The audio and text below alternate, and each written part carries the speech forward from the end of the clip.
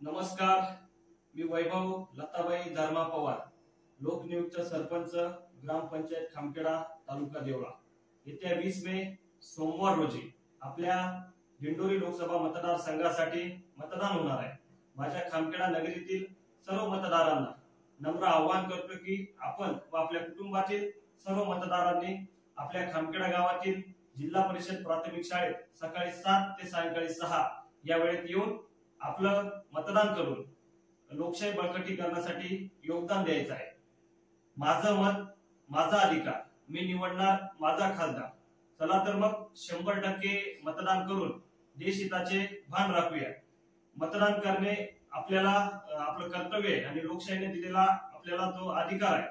तर माझ्या खामखेडा गावातील सर्व मतदारांना मी विनंती करतो की सर्व कामं बाजूला ठेवून अगोदर आपण मत देऊन लोकशाही बळकटीकरणासाठी आपलं योगदान द्यायचं आहे। चला तर मग मतदान करायला। धन्यवाद।